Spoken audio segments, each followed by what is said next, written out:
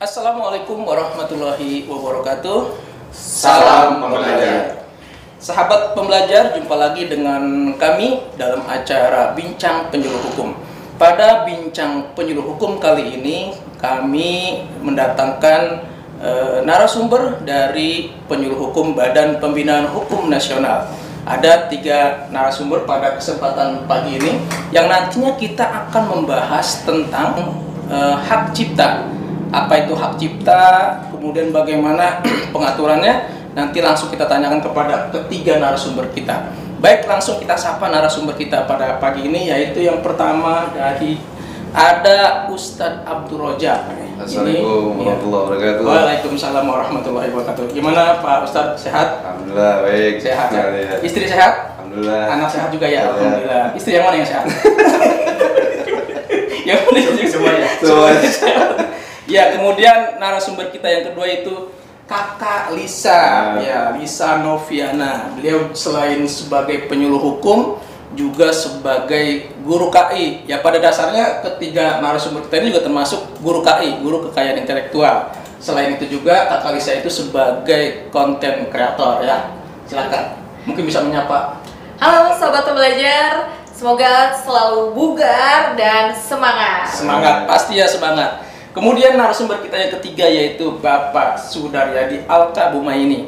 Beliau juga penyuluh hukum di BPHN dan juga sebagai guru kekayaan intelektual. Silakan menyapa sahabat pembelajar kita pada pagi ini. Halo sahabat pembelajar semua, kita tetap harus kreatif, semangat dan semangat. Iya, kreatif, semangat dan semangat. 2 kali semangatnya. 2 kali semangatnya, semangat dan semangat. Baik sahabat pembelajar, seperti saya sampaikan di awal tadi bahwa tema kita pada pagi ini yaitu tentang hak cipta. Bagaimana itu tentang hak cipta, kita akan bahas, kita akan gali bersama narasumber kita dari Penyuluh Hukum Badan Pembinaan Hukum Nasional. Nah, terkait dengan hak cipta ini mungkin Pak Ustadz Abdul Rojak bisa menjelaskan ini tentang hak cipta itu seperti apa sih, kemudian pengertiannya itu hak cipta itu apa? Silakan Pak Ustadz. Oh ya, baik, terima kasih Bang Ali atas terkait dengan hak cipta. Ini merupakan salah satu daripada komponen kekayaan intelektual ya, dari 8 hak kekayaan intelektual. Di antaranya itu salah satunya adalah hak cipta.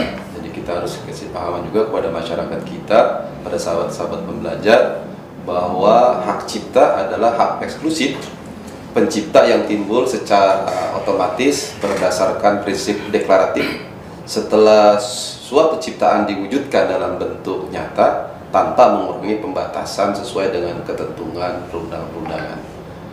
Itu sih dari terkait pengertian daripada hak cipta dari 8 kekayaan intelektual ini. Ya, kemudian tadi Pak Ustadz kan menyebutkan bahwa hak cipta itu adalah hak eksklusif. Ini yang dimaksud dengan hak eksklusif itu seperti apa? Oh iya, di situ hak cipta itu merupakan hak eksklusif pencipta. Di sini hak eksklusif pencipta adalah hak moral dan hak ekonomi. Ya. Hak moral adalah hak yang melekat pada secara abadi pada diri penciptanya. Untuk apa? Untuk tetap mencantumkan atau tidak mencantumkan namanya pada salinan sehubungan dengan pemakaian ciptaannya untuk umum. Kemudian menggunakan nama aslinya atau samarannya. Kemudian mengubah ciptaannya sesuai dengan kepatutan dalam masyarakat. Kemudian mengubah judul dan anak judul ciptaan, dan kemudian mempertahankan haknya dalam hal terjadi distorsi ciptaan, mutilasi ciptaan, modifikasi ciptaan, atau hal yang bersifat merugikan kehormatan diri atau reputasinya. Itu terkait hak eksklusif yang pertama, yaitu hak moral.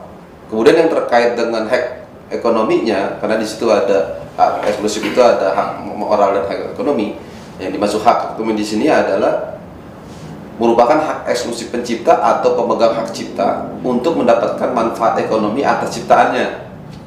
Pencipta atau pemegang hak cipta dimaksud dalam hal ini memiliki hak ekonomi untuk melakukan pertama penerbitan ciptaan, kemudian yang kedua penggandaan ciptaan dalam segala bentuknya, kemudian penerjemahan ciptaan, kemudian pengadaptasian atau pengaransemenan atau pentransformasi ciptaan, kemudian pendistribusian ciptaan atau salinannya, kemudian pertunjukan ciptaan, pengumuman ciptaan, komunikasi ciptaan, dan penyewaan ciptaan.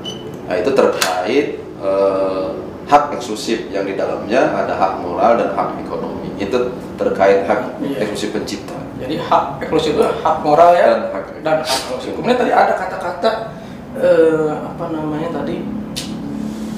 Deklaratif. Deklaratif lah ya. Ini deklaratif gimana maksudnya? Deklaratif. Ya, bahasa ini kita harus transformasi kepada masyarakat biar masyarakat juga paham. Tadi kan ada eksklusif ya. Karena ada hak prinsip deklaratif. Ini harus kita uraikan juga apa itu hak prinsip deklaratif itu. Prinsip deklaratif adalah karya cipta yang sudah dipublikasikan ya. Karya cipta yang sudah dipublikasikan. Oleh karena itu bagi seseorang kreator penting sekali untuk mendokumentasikan seluruh karya yang dibuat sebagai bukti kalau kalian atau para kreator adalah pencipta karya aslinya ya. Karya asli bisa menggugahnya ke dalam media sosial atau ke website portofolio karya kalian atau kreator-kreator. Jadi harus dipublikasikan ya. Deklaratif itu maksudnya dipublikasikan. Itu sih maksud dari deklaratif itu sendiri. Iya, jadi intinya deklaratif ini sahabat pembelajar, ketika kita mempunyai ciptaan misalnya sebuah lagu kita publikasikan ke media sosial, maka itu sudah secara otomatis menjadi hak ciptanya ya. Itu jadi terlindungi dengan adanya deklaratif itu dengan publikasi hasil ciptanya ya ke media sosial gitu. Kemudian ini terkait dengan ini kan hak cipta ini kan dilindungi. Ada kita tidak tahu nih apa yang dilindungi dan apa yang tidak dilindungi. Mungkin Pak Sudaryadi bisa menjelaskan nih hak cipta apa yang bisa dilindungi dan juga harus dilindungi. Oh ya, makasih Bang Ali. Jadi betul hak cipta ada yang dilindungi dan ada yang tidak bisa dilindungi. Tentunya hak cipta yang dilindungi itu adalah hak cipta yang asli ya, yang orisinal ya, yang asli, bukan plagiat, bukan kopian seperti itu ya. Jadi yang asli memang buatan kita sendiri gitu. Meskipun ada yang mirip-mirip tapi bukan mengambil punya orang ya, mengambil punya orang. Nah, sementara yang tidak bisa dilindungi ya tentunya yang hasil copyright, terus kemudian plagiat itu nggak bisa dilindungi. Jelas ya. Nah, ada beberapa ciptaan yang dilindungi tentunya. Biasanya terkait hak cipta kita sering kenal yang kita ciptakan itu tentang pengetahuan, terus kemudian seni, ada musik ya. Beberapa hal yang ciptaan yang dilindungi, contohnya pembuatan buku atau karya tulis ilmiah. Tapi itu asli ya, asli. Jadi bukan plagiat gitu. Kalau dalam pembuatan karya tulis ilmiah atau buku tidak ada masalah kalau kita mencuplik karya orang tapi dicantumkan referensinya. Itu masih tetap boleh. Asal memang tidak terlalu banyak ya tentunya ya. Tidak boleh juga misalkan dalam pembuatan karya tulis ilmiah itu satu halaman punya orang diciplak, tentunya itu terlalu banyak juga kan. Bisa jadi itu nanti ketahuan bahwa itu jadi plagiasi. Nah, misalkan buku yang asli. Kemudian ada lagi yang lain, karya-karya yang lain, misalkan musik dan lagu ya, musik dan lagu. Tentunya kita sudah paham ya, musik dan lagu yang karya asli ciptaan kita sendiri itu pasti akan dilindungi. Dan tadi sudah disampaikan oleh Bang Jack sebelumnya, apalagi sudah dipublikasikan atau prinsip yang pertama kali melakukan deklaratif itu udah pasti dilindungi, meskipun nanti harus dicatatkan ya. Kalau mau dicatatkan enggak juga nggak apa-apa ya, itu musik, lagu seperti itu dilindungi ya.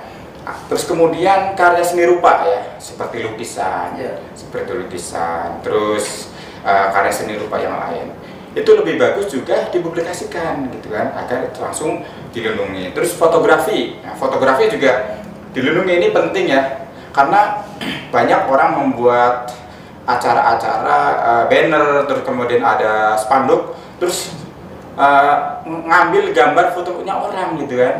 Nah, nggak boleh itu. Karena itu dilindungi fotografi yang dibawa oleh para fotografer seperti itu. Kemudian audiovisual mungkin kita sudah familiar ya. Ada YouTube, pembuatan film gitu kan, audiovisual YouTube. Terus itu dilindungi.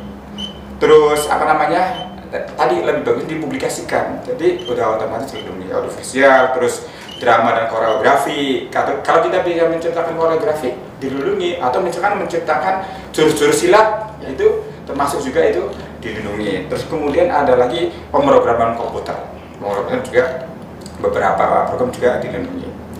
Kira-kira Mas Ali seperti itu, mungkin nanti kita akan tambahin lagi. Itu hal-hal yang banyak yang dilindungi. Intinya harus asli ya, bukan duplikat. Kalau kita berduplikat mengcopy orang, bisa jadi itu malah kita bermasalah dengan akan dituntut dan sebagainya. Kira-kira seperti itu dulu Pak. Nah, ini kalau bicara tentang perlindungan ini kan ketika sudah didaftarkan atau dicatatkan ini Pak, yang ciptaan seseorang ini terkait dengan masa perlindungannya ini seperti apa nih? Mungkin Pak Sadar Rojak bisa menjawab masa perlindungan terkait dengan ciptaan. Iya, baik. Terkait masa perlindungan ini dibagi 3. Yang pertama, pelindungan hak cipta seumur hidup plus 70 tahun setelah pencipta meninggal dunia.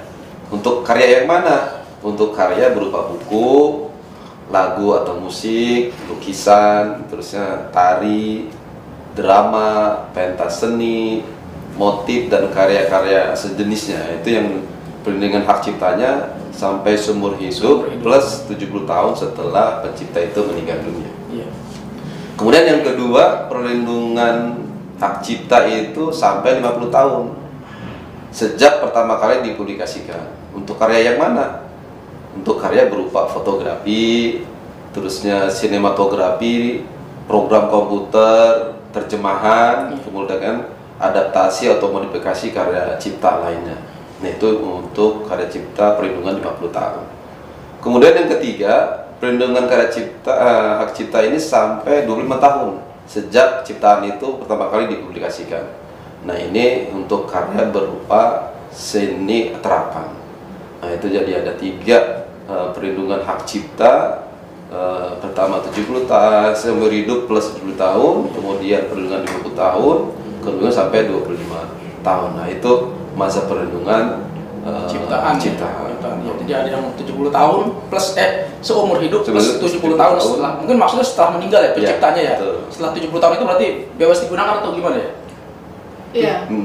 Bebas digunakan ciptaannya itu. Kalau ciptaan lagu misalnya, itu kan dari lagu ya yang 70 tahun salah satunya. Dia bisa diwariskan. Oh, diwariskan ya. Jadi 70 tahun setelah meninggal, setelah itu diwariskan. Bisa. Oh, gitu perlindungannya ya. Bisa diwariskan ya, jadi kepada ahli warisnya dihibahkan kepada ahli warisnya untuk perlindungannya ya. Nah, ini kan terkait dengan perlindungan kan sudah nih, artinya sudah ada masanya juga. Nah, kemudian terkait dengan kalau ada, mungkin Pak Sudadadi bisa menjawab terkait dengan apabila terjadi pelanggaran hak cipta ini setelah gimana nih? Ya, terkait dengan pelanggaran hak cipta. Jadi mungkin terkait dengan yang sebelumnya sudah saya sampaikan, bentuk-bentuk pelanggaran hak cipta seperti apa kira-kira ya. Ya, kita misalnya melakukan plagiasi, terus kemudian mengcopy karya orang terus dia jadi karya sendiri gitu kan. Kemudian menggunakan kreativitas orang kan, menggunakan foto terus untuk event kita gitu kan, acara kita itu juga termasuk pelanggaran gitu, termasuk pelanggaran. Ada gitu kan, kita biar nggak susah-susah bikin foto itu kan, udah kita download aja gitu, download Anda tanpa izin yang fotografer itu termasuk pelanggaran. Nah, apa yang harus dilakukan oleh si korban ya? Misalkan saya itu penciptanya ya. Ada beberapa hal yang bisa dilakukan. Misalnya pertama, dia bisa melapor ke kepolisian atau melakukan pengaduan ke DJKI. DJKI itu Direktur Jenderal Kekayaan Intelektual yang ada di Jakarta itu. Bisa melaporkan, bisa melalui websitenya namanya pengaduan.djip.go.id, pengaduan.djip.go.id. Itu bisa melakukan pengaduan ke situ secara online kalau kita merasa itu dirugikan. Nah, nanti apabila itu dilakukan yang pelaporan melalui DJKI, itu akan dilakukan semacam mediasi terlebih dahulu ya. Terus dilakukan mediasi, pihak-pihak terkait dipanggil untuk menyelesaikan yang dimaksud lah, permasalahannya siapa yang dirugikan dan sebagainya itu. Nah, jika itu yang dilakukan DJKI, jika misalnya gini, mediasi itu nggak berhasil, bisa dilakukan juga gugatan melalui pengadilan gitu, atau melalui namanya penyelesaian arbitrase atau pengadilan, dan pengadilan yang menangani itu adalah pengadilan niaga, pengadilan niaga seperti itu. Jadi nanti di sana bisa diselesaikan seperti apa nanti, atau pencabutan dari yang mengkopi atau seperti apa, atau ganti rugi atau seperti apa, nanti dari putusan dari pengadilan niaga. Ya, nanti mungkin teman-teman ada yang mau namain lagi. Sementara itu paling ya memang ini kan terkait dengan pelanggaran hak cipta itu kan banyak ya, mulai dari mungkin ya seperti tadi kan terkait dengan musik, lagu. Nah ini kan lagu juga banyak nih ya. Mungkin Kakak Lisa bisa menjawab nih terkait dengan banyak orang yang mengcover lagunya orang lain, itu ciptaan lain. Ini gimana nih? Apakah ini juga termasuk mengcover lagunya? Apakah juga termasuk pelanggaran hak cipta? Wah, ini pertanyaan bagus nih, karena ini adalah fenomena yang terjadi saat ini ya. Betul ya, banyak sekali kan ya. Betul, segala usia itu pakai media digital. Banyak juga orang-orang yang mengcover lagu artis terkenal atau lagu-lagu yang memang viral gitu buat kepentingan ekonomi dia. Ketika ditanya, ini melanggar hak cipta nggak sih? Jawabannya bisa iya, bisa enggak. Gimana gitu. Jadi ketika kita ingin mengcover lagu orang lain, agar kita tidak terjerat kasus hukum, otomatis kita harus mendapatkan izin dari penciptanya. Izin ya? Iya, izin atau lisensi. Mengcover itu kan kita masuk ke dalam pasal 9 ya, pasal 9 ayat 1. Jadi pengadaptasian, kemudian pengaransemenan, dan yang berhubungan dengan mengcover lagu gitu loh, mempublikasikan, mengubah seperti itu ya. Jadi ketika kita melakukan hal itu, kita butuh lisensi namanya. Lisensi itu apa? Jadi di dalam Undang-Undang Hak Cipta itu memang dijelaskan bahwa lisensi adalah izin tertulis dari pencipta atau pemilik hak cipta atas suatu ciptaan untuk digunakan oleh pihak lain dan memiliki nilai ekonomi di situ. Iya, betul. Ya kan? Misalnya saya mau mengcover lagunya Pak Ali nih, ya kan? Lagunya Pak Ali. Saya taruh di YouTube, saya pasang AdSense di situ.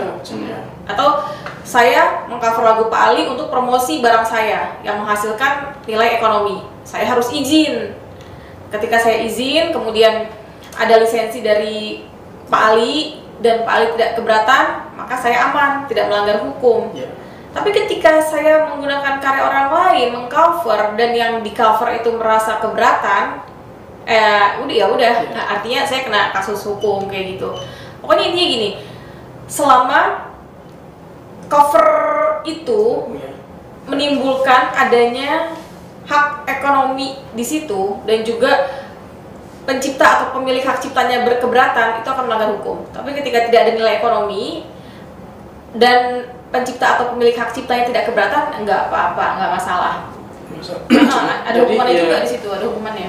Jadi ada catatan bahwa ketika cover lagu ini menghasilkan nilai ekonomis, baru itu melanggar cipta. Tapi kalau itu memang tidak ada, taruhlah misalkan dimasukkan di-upload ke channel YouTube, tapi memang dia belum ada adsense-nya ya. Nah ini berarti tidak melanggar gitu maksudnya. Siapa yang bisa menjamin? Siapa yang bisa menjamin? Saya taruh nih sekarang, yang view baru 10 orang. Nggak tahu ya lagu itu viral, dalam hitungan 5 jam udah 10.000 orang. Akhirnya saya dapat AdSense, ya kan? Nah di situ Pak Ali sebagai pencipta keberatan nggak? Iya pasti gitu ya. Artinya ada potensi saya ekonomisnya ya. Betul. Jadi memang perlu memang adanya proses izin tadi, lisensi tadi, ya kan? Ya seperti itu Pak Ali. Jadi sahabat pembelajar, biar aman ya sudah, berarti harus ada izin dari penciptanya. Gitu. Jadi cari aman saja. Betul. Ya, jadi gitu ya bagi saya. Jadi catatan kalau tidak mengandung nilai ekonomis, itu boleh-boleh aja ya, gitu ya. Tapi Iya. mungkin seperti di acara dangdutan itu ya, itu gimana tuh kalau kayak gitu kan menyanyikan lagu-lagu pencipta tuh ya? Iya. Gimana? Itu dangdutan dibayar Sama juga. nggak? Kayak misalnya Dibayar, di pasti. restoran, di hotel, Iya, pasti gitu dibayar kan. itu kan yang di tempat buat apa namanya Iya. ya, hiburan lah gitu. Iya. Nah, itu Pokoknya pasti sama juga ya. Pokoknya selama itu memang mengandung nilai ekonomi, Iya. terus kemudian penciptanya tidak berkeberatan, itu patokannya. Iya, itu dua ya. Pertama, tidak pencipta, terkait dengan pencipta, kalau dia nggak keberatan aman ya. Iya. Tapi kalau dia keberatan, dia bisa menuntut ya terkait dengan ciptanya yang dibuat cover segala macam ya. Izinnya kemana nih? Izinnya. Izinnya kemana? Ke penciptanya, ciptanya. Ya, bisa. Penciptanya kan? Ke penciptanya Iya. atau pemilik hak cipta tadi, bisa Pemilik- publishing, iya, ya, bisa publishing, juga, bisa gitu. juga dari produksi rekamannya ya, bisa Iya, juga ya. betul. Nah, Oke, terus terkait dengan ini kan terkait dengan pendaftaran atau pencatatan hak cipta ini mekanismenya ini gimana nih untuk pendaftarannya, Pak? Mungkin Pak Ustadz Brocak mungkin bisa menjawab. Iya. Pendaftaran hak cipta ini sangat mudah ya. Jadi emang luar biasa.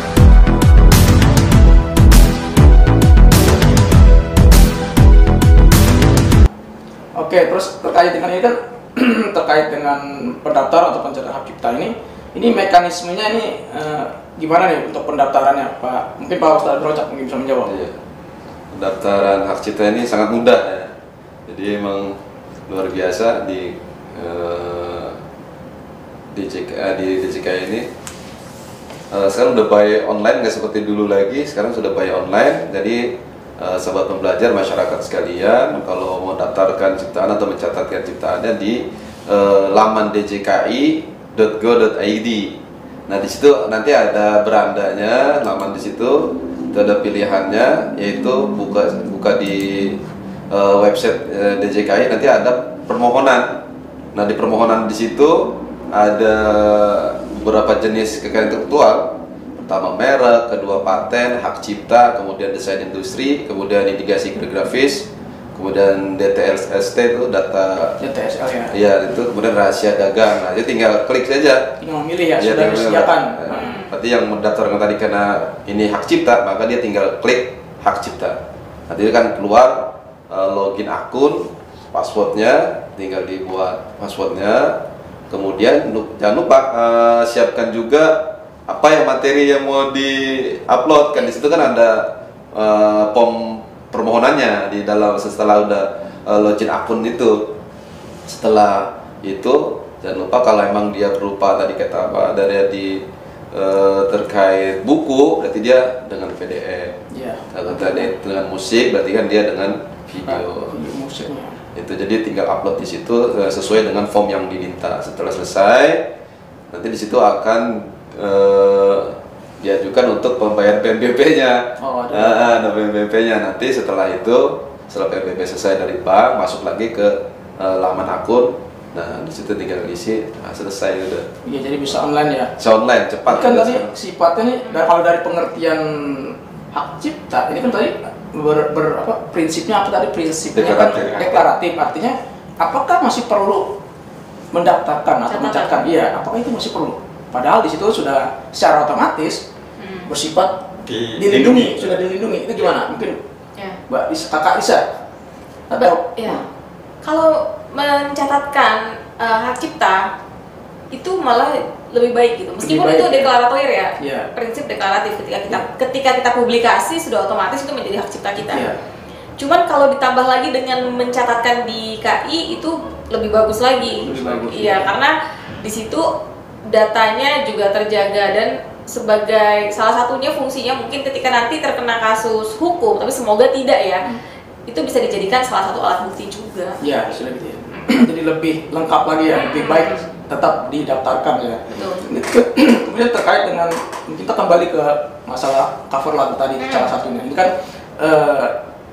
dikatakan tidak bermasalah atau berpaut dengan hukum, itu harus ada lisensi, harus ada izin penciptanya. Nah, ini prosedurnya seperti apa nih? Oke. Begitu Kakak Lisa. Ya, Prosedur izinnya itu seperti apa? izinnya. Iya. Jadi lisensinya itu dibuat dengan perjanjian tertulis ya, baik itu otentik ataupun di bawah tangan.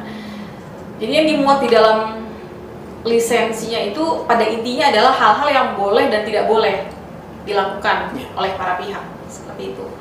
Dan lisensi itu ada bukan untuk memindahkan secara keseluruhan hak ekonominya itu, enggak gitu. Jadi masih ada pembagian keuntungan atau pembagian royalti kalau memang diatur di dalamnya antara pencipta dan yang penerima lisensi itu, kayak gitu. Apa yang dituangkan di dalam lisensi nih Pak Ali tidak boleh bertentangan dari peraturan perundang-undangan, tidak boleh merugikan perekonomian negara, seperti itu, dan harus dituangkan dengan jelas ya antara para pihak Di prosedur perjanjian itu. iya di lisensinya tadi. Dan juga tadi tidak mengalihkan semua hak ekonominya tadi, seperti itu. Dan setelah dibuat lisensinya dicatatkan ke DJKI tentunya, kayak gitu, secara online. Tetap juga ya disampaikan ke DJKI. Betul, betul. Gitu, bukan antara pihak aja, cukup. Perjanjiannya antara pihak. Iya. Tapi nanti kan hasilnya, dokumennya disampaikan ke DJKI. Tetap disampaikan. Betul, ya, betul. gitu ya. Kemudian ini terkait dengan Dicatatkan ya. Iya, dicatatkan. Kak Kalisa menyinggung masalah royalti. Ini terkait dengan royalti ini dan kaitannya dengan hak cipta ini gimana? Mungkin Pak Sudaryadi bisa menjawab ya terkait dengan royalti ini. Ya baik Pak Ali, jadi terkait hak cipta kita kaitkan dengan royalti. Jadi kembali ya, kalau kita sampaikan lagi bahwa dalam ciptaan itu ada namanya hak ekonomi ya, ekonomi. Ya, ketika itu memang ciptaan itu harus bernilai ekonomi, makanya nggak boleh sembarang orang itu memakai gitu tanpa izin gitu, tanpa izin. Karena itu suatu karya kreativitas yang harus dihargai, ada nilai ekonominya, gitu. Makanya ketika orang lain mau menggunakan seperti yang sudah Kakak Alisa sampaikan, itu harus ada izin dulu, terus ada mungkin perjanjian ya, perjanjian dulu seperti apa. Nah, di sini nanti yang timbulnya yang namanya royalti. Royalti itu semacam imbalan, gitu kan? Imbalan secara ekonomi yang diberikan kepada pencipta atau hak terkait. Nah, seperti itu. Nah, misalnya kita mau menggunakan karya orang lain nih, apa saja lah, contohnya misalnya lagu gitu kan, itu kan memang ada hak ekonominya gitu, ada hak ekonominya.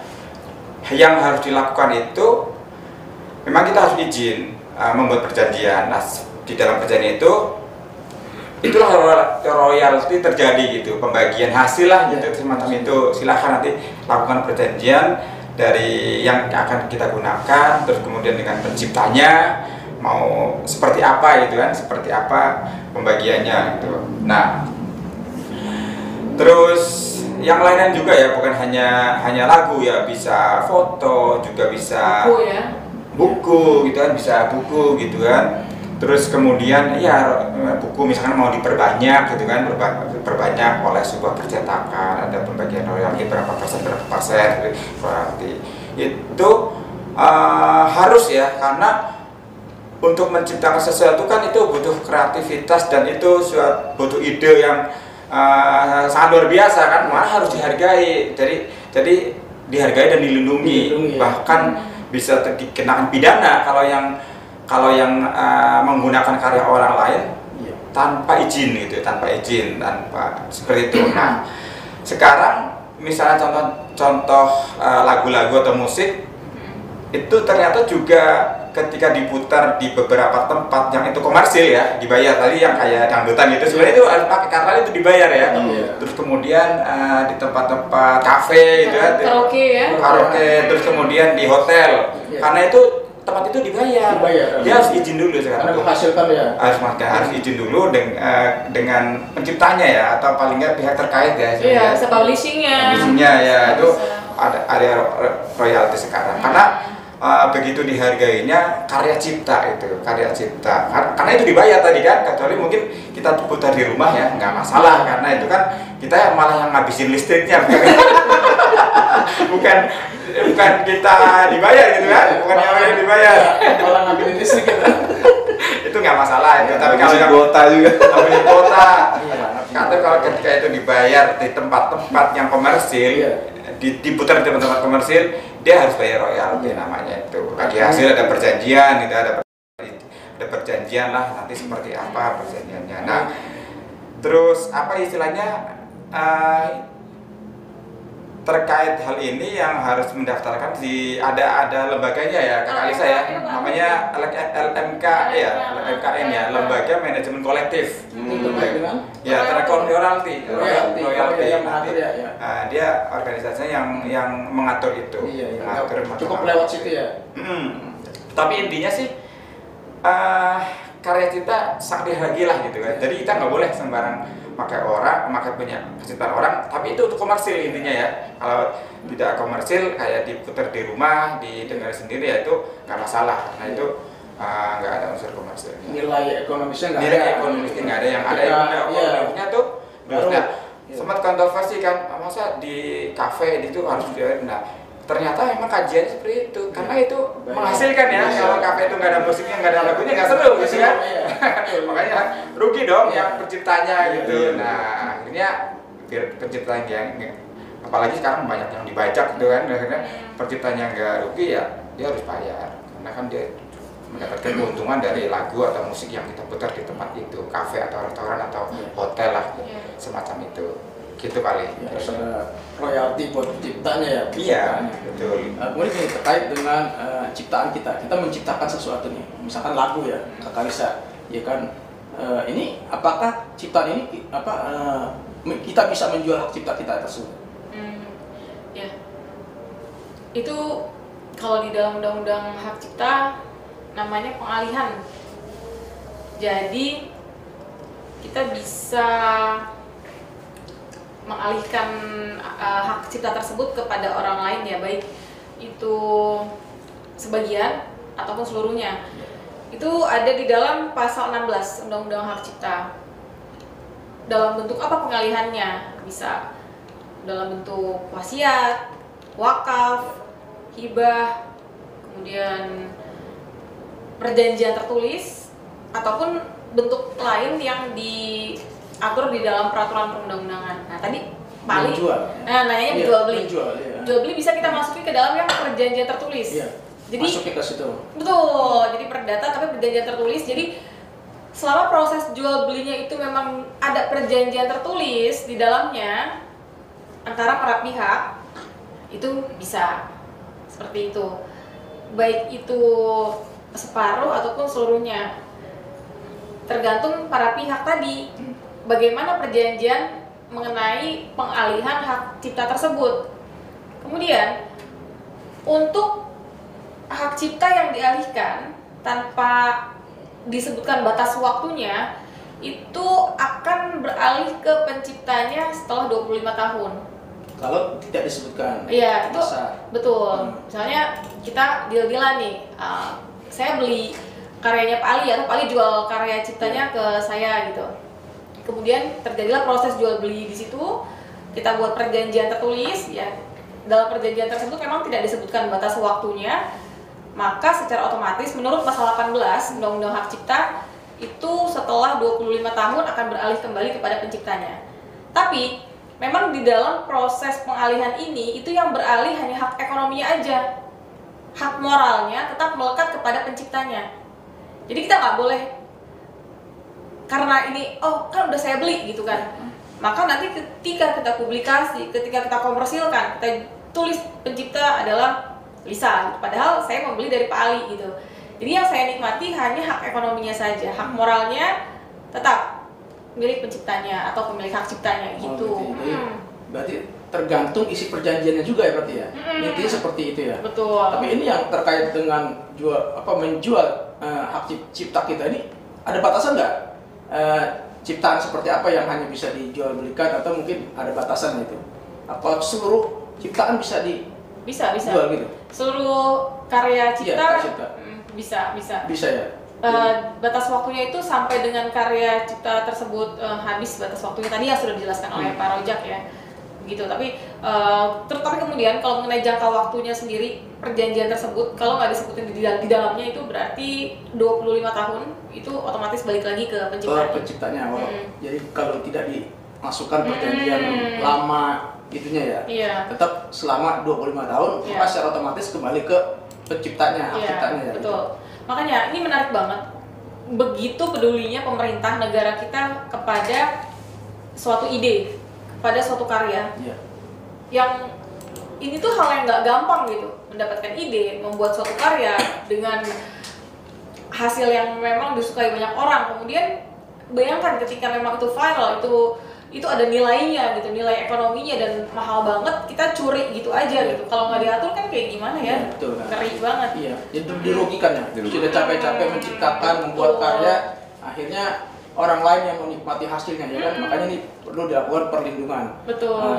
Baik, sahabat pelajar, mungkin sampai di sini jumpa kita dalam bincang hukum. Mungkin sebelum penutup ada kesimpulan dari narasumber ya, harapannya ya dari masing-masing narasumber untuk memberikan kesimpulan terkait dengan hak cipta ini. Apa sih yang perlu dilakukan masyarakat terkait dengan hak cipta ini? Mungkin dari Pak Sudaryadi dulu mungkin yang paling penting mungkin bisa disampaikan ke. Ya, baik Pak Ali. Jadi di akhir pertemuan ini kira-kira saya menyimpulkan bahwa karya cipta itu adalah sebuah karya atau ide kreatif yang harus betul-betul dihargai, baik secara moral maupun secara ekonomi. Maka orang lain tidak bisa menggunakan semaunya sendiri, harus ada izin dan lain sebagainya. Dan yang paling penting lagi itu ciptaan seorang, nama pencipta itu akan melekat sampai kiamat ibaratnya gitu kan, meskipun itu misalnya udah nggak dilindungi atau apa ya, contohnya kayak lagu Indonesia Raya, sampai kapanpun sampai kiamat itu tetap harus Supratman kan, nama itu ya, meskipun misalnya gitu, kayak yang Mbak Lisa tadi sampaikan juga itu, sebenarnya penciptanya ya itu, meskipun sampai kapan, itulah yang apa ya, hak moral ya namanya ya, hak moral ya, itu yang itu barangkali itu, bisa ditambahkan yang lain. Iya. Mungkin Kak Lisa, ada yang mau pesan buat sahabat pembelajar terkait dengan hak cipta. Kalau Pak Sudaryadi menyampaikan ya menghargai pencipta gitu, menghargai hasil ciptaan orang lain. Iya. Gak terasa ya, udah mau habis aja.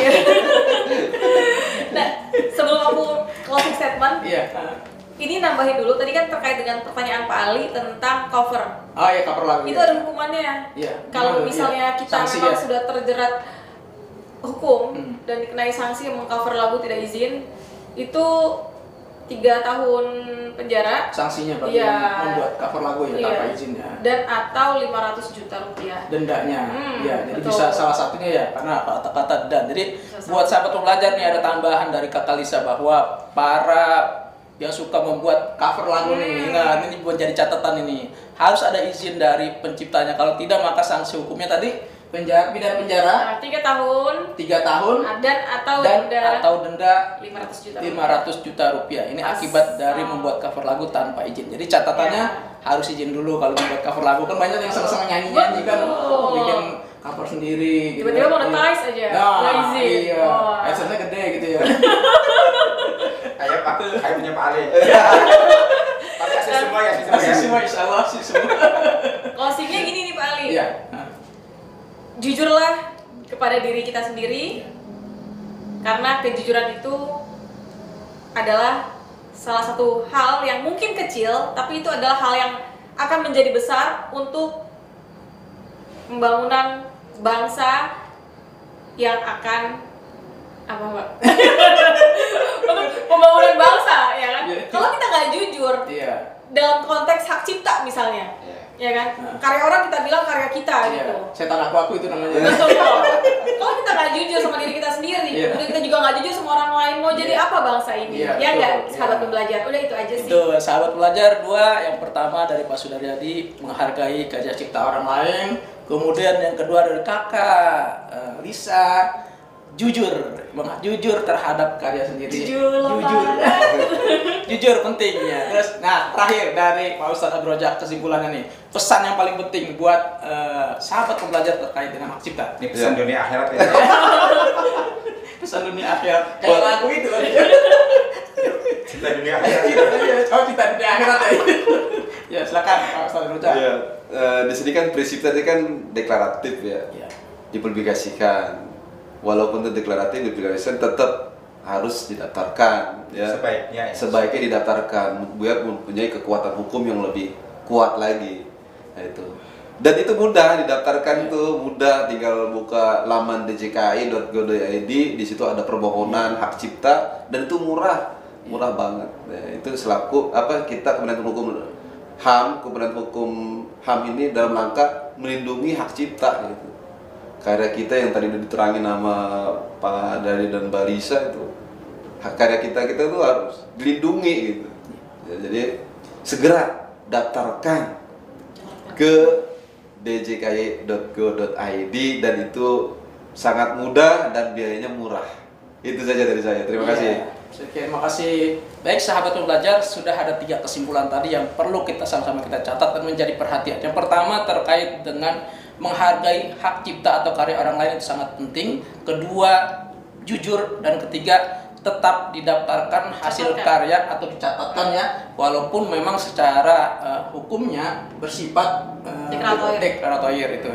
Baik, mungkin sebelum ditutup ada lagi yang disampaikan Pak Kakak Lisa? Cukup ya? Cukup. Baik sahabat pelajar, sampai di sini pertemuan kita dalam Bincang Penyuluh Hukum. Ketemu lagi di lain kesempatan. Wassalamualaikum warahmatullahi wabarakatuh. Salam